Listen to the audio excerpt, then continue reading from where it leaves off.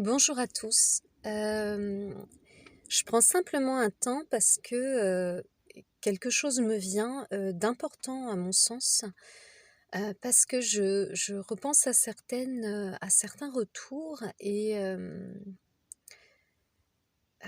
pour les personnes qui sont dans l'attente, qui ont envie de vivre des expériences spirituelles, comme la Kundalini, comme l'ouverture de la couronne ou l'expérience de l'illumination. Il y a beaucoup d'attentes. C'est pas dans l'attente qu'on vit ces expériences-là.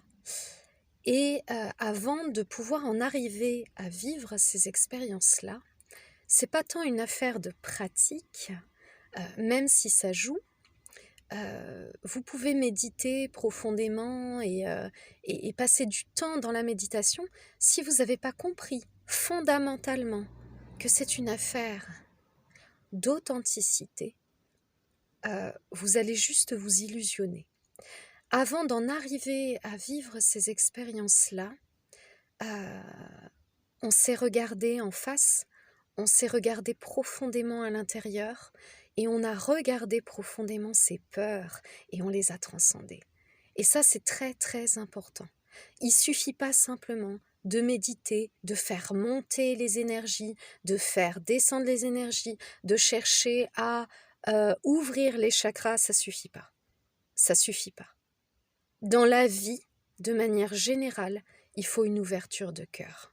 Dans ce que l'on fait de manière générale, il faut se regarder vraiment, vraiment en face. C'est s'ouvrir au divin en soi, c'est pas qu'une affaire de pratique. Bien sûr que tous les exercices de relâchement, d'ouverture, de détente, ça va favoriser ces expériences-là. Mais avant tout, c'est une affaire d'authenticité. D'authenticité et d'ouverture à soi. Il faut être honnête avec soi-même et il faut être dans l'amour. On n'est pas dans le rejet des autres, on n'est pas dans le rejet de soi-même, on n'est pas dans le rejet de partie de soi-même. Si on l'est, je ne peux pas affirmer qu'on ne puisse pas vivre des expériences spirituelles, hein, c'est pas ça. Mais c'est pas ça qui va le favoriser. Pour moi, l'aventure spirituelle, c'est pas quelques moments privilégiés, c'est un ensemble. C'est tout notre être qui est touché. C'est quotidien et c'est profond. C'est pas superficiel. On est dans une idée.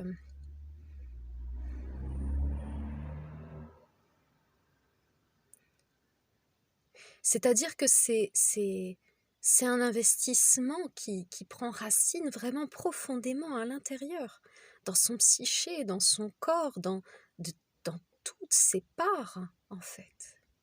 Et c'est quelque chose qui se fait en allant explorer ses parts sombres. C'est pas quelque chose. Toucher la lumière en soi ne se fait pas, à mon sens, sans avoir cette démarche de plonger dans ces parts sombres, c'est-à-dire ces parts d'inconscience. Voilà. Si vous percevez pas ça profondément, si vous ne concevez pas ça profondément, et si vous êtes dans une recherche de je veux vivre telle expérience spirituelle, etc., mais qu'en même temps, vous faites pas vous n'avez pas l'honnêteté de vous regarder, mais avec bienveillance, hein, profondément en face, vous vous illusionnez, vous vous illusionnerez. Ça passe toujours par la déconstruction.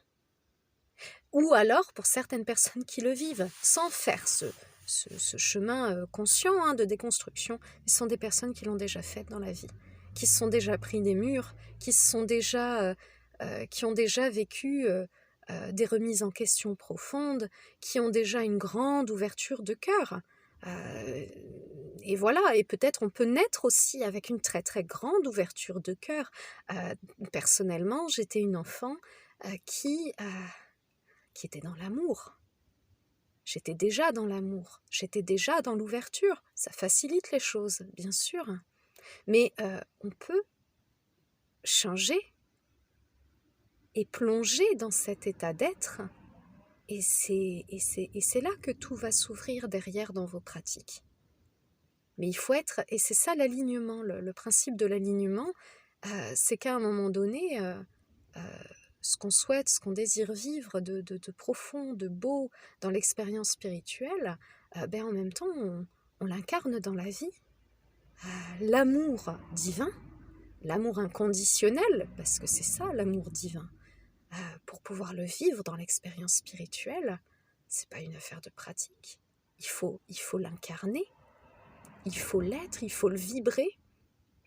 Voilà, donc désolée pour le cadre, ça me vient là comme une évidence. Donc c'est ça l'alignement. Si je suis sans arrêt à rejeter la faute sur les autres ou à me vexer, à pas dépasser mes vexations, dans la vie face à un collègue qui a été injuste, même s'il a été injuste, si j'arrive pas à dépasser ça, à regarder profondément en moi ce que ça touche, honnêtement, à prendre mes responsabilités, je ne vais pas m'ouvrir à mon authenticité. S'ouvrir à son authenticité, accéder à l'expérience divine, ça demande, ça nécessite qu'on s'ouvre en soi-même à ces parts sombres, qu'on les regarde en face, qu'on prenne ses responsabilités pour explorer son inconscience. Parce que c'est ça les parts sombres, c'est pas le mal, c'est pas une affaire de bien ou de mal, c'est une affaire de conscience et d'inconscience. Voilà, bon, je pense que c'est clair. Et aimez-vous profondément, aimez l'autre profondément et pardonnez. Pardonnez parce que tout nous apprend. Tout nous apprend. Tous les acteurs. Pardonnez le mal qui est fait dans l'inconscience, parce que c'est une affaire d'inconscience, même si les personnes se rendent compte parfois qu'elles ne font pas quelque chose de juste, ça peut arriver, mais malgré tout, il y a une part en elles inconsciente qui les mène à agir de telle ou telle manière. Et pareil pour nous, on est humain, on a des blessures, on a des... Bon, bref, vous avez compris. Et ce qui va faire qu'on les transcende, c'est le fait qu'on les regarde en face.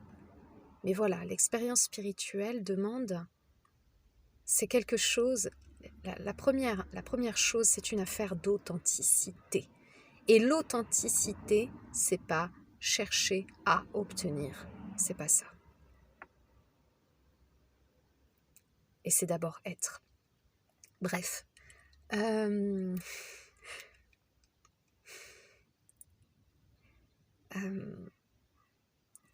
C'est un parcours qui est merveilleux et qui invite à regarder avec douceur ce qui semble moins merveilleux. Donc c'est pour ça qu'il faut en parler. Je vous souhaite une très belle journée et désolée pour le cadre. C'est une belle ouverture, beaucoup de paix, beaucoup d'amour. Au revoir.